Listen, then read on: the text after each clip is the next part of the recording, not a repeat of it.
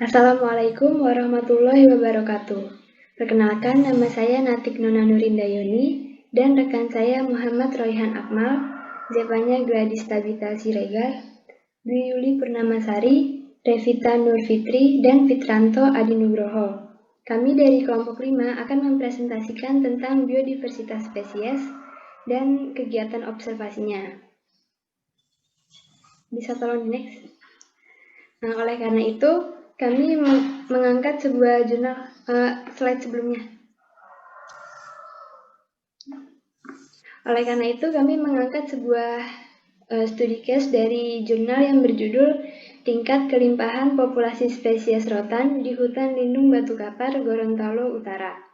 Selanjutnya akan dipresentasikan oleh rekan saya, Zepanya. Nah, seperti judul di PowerPoint kami, saat ini kami akan membahas tentang keanekaragaman di tingkat spesies. Sebelumnya, saya akan menjelaskan tentang pengertian dari keanekaragaman. Keanekaragaman hayati adalah keberagaman makhluk hidup di bumi beserta keanekaragaman jenis genetik dan ekosistemnya. Dalam pengertian lain, keanekaragaman hayati bisa diartikan sebagai keragaman jenis makhluk hidup yang menyusun komposisi dari suatu ekosistem atau juga keberagaman organisme yang menunjukkan keseluruhan variasi gen, jenis, spesies, dan ekosistem suatu daerah. Nah, salah satu contoh dari keanekaragaman yang akan kami bahas pada saat ini adalah keanekaragaman rotan. Rotan merupakan salah satu tumbuhan hutan yang mempunyai nilai komersil yang cukup tinggi. Selain itu, rotan juga merupakan sumber devisa negara yang pemanfaatannya banyak melibatkan petani dan menjadi sumber kehidupan masyarakat di sekitarnya. Untuk itu, hutan dan rotan sebagai salah satu spesies flora di dalamnya perlu dikembangkan dalam rangka meningkatkan pelestarian, pemanfaatan, dan konservasi sumber genetiknya. Karena kurangnya penelitian dasar mengenai rotan, pengetahuan tentang ciri-ciri rotan juga menjadi sangat terbatas. Selain itu, kelompok spesies-spesies rotan yang ada, baik di lingkup kehutanan maupun industri rotan yang ada di Gorontalo Utara belum diketahui secara tepat, baik nama ilmiahnya maupun persebarannya. Seperti batang rotan setiap diangkut ke industri rotan di Gorontalo, namun masih dengan nama lokal. Sehingga informasi tentang rotan ini perlu ditingkatkan dengan meneliti lebih banyak spesies rotan guna mengenal rotan dengan lebih baik. Tujuan dari observasi. Yang pertama, mendapatkan informasi tentang apa saja populasi dan spesies rotan. Yang kedua, mengetahui sifat-sifat tumbuhan rotan. Dan yang ketiga, mengetahui persebaran spesies rotan yang tumbuh secara alami di hutan lindung Batu Kapar, Kabupaten Gorontalo Utara. Nah, nantinya informasi ini diharapkan dapat dijadikan salah satu dasar dalam pengelolaan hutan lindung Batu Kapur dan khususnya pengembangan untuk konservasi plasma nutra rotan in situ dan ex situ. Selanjutnya akan dilanjutkan oleh rekan saya, Fitranto. Baik, lokasi dan waktu penelitian. Di sini menunjukkan huruf A merupakan kawasan hutan lindung Gunung Batu Kapur, Desa Bintana, Kecamatan Atinggola, Kabupaten Gorontalo Utara, yang terletak pada ketinggian 0 sampai 2.400 meter di atas permukaan laut. Kondisi topografi umumnya berbukit dengan tingkat kemiringan rata-rata sekitar 45 sampai 46%. Jenis tanahnya latosol dengan sarasah yang tebal, terutama di daerah cekungan atau pertemuan dua bukit. Vegetasi didominasi oleh spesies tumbuhan, terutama dari suku Dipterocarpaceae,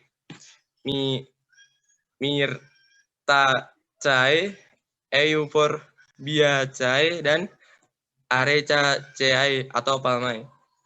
Dan pengambilan data dilakukan pada bulan Mei 2008.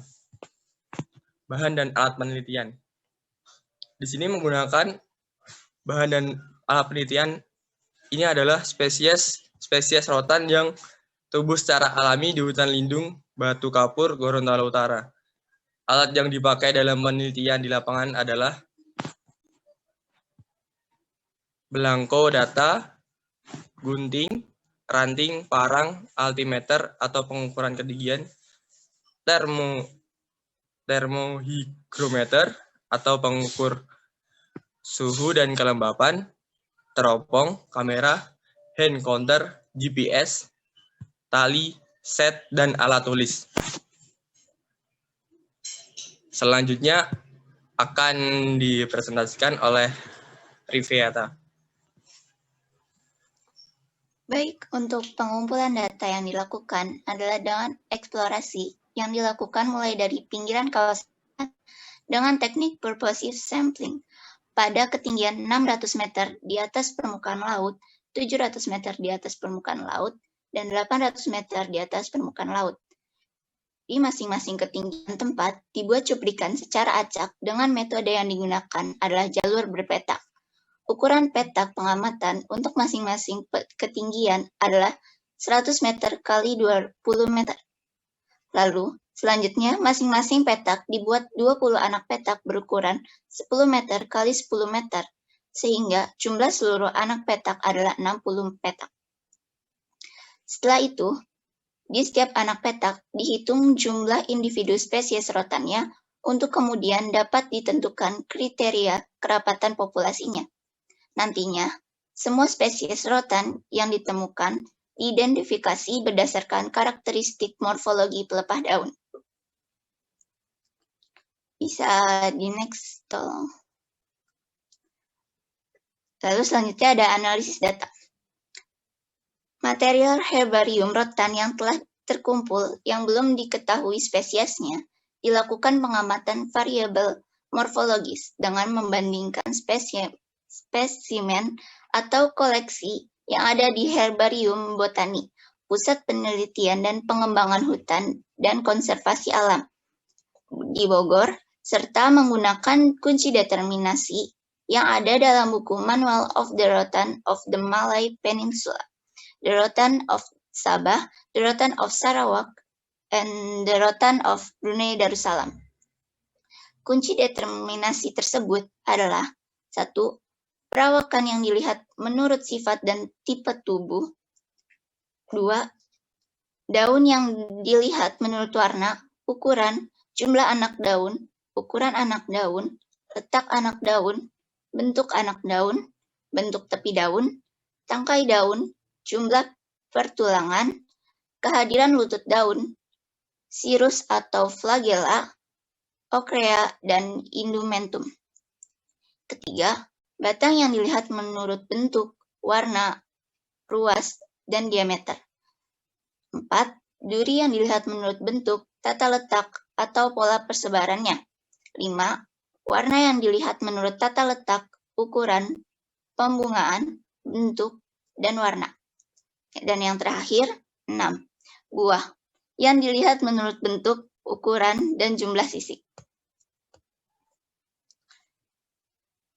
Untuk perhitungan kerapatan dan persebaran spesies rotan dilakukan dengan cara yang dikemukakan oleh Curtis. Berikut adalah rumus yang dipakai untuk menghitung kerapatan relatif, frekuensi, dan frekuensi relatif. Lalu untuk menghitung keanekaragaman spesies dihitung dengan menggunakan rumus Shannon-Wiener. Berikut adalah rumus Shannon-Wiener yang digunakan untuk menghitung nilai indeks keanekaragaman. Selanjutnya, untuk mengetahui kesamaan komposisi jenis antara lokasi petak pada masing-masing ketinggian berdasarkan jumlah jenis yang sama, menggunakan rumus yang dikemukakan oleh Jaccard. Berikut adalah rumus yang dikemukakan oleh Jaccard untuk menghitung indeks kesamaan komposisi jenis menurut Jaccard. Selanjutnya akan dilanjutkan oleh Muhammad Royhan Akmal.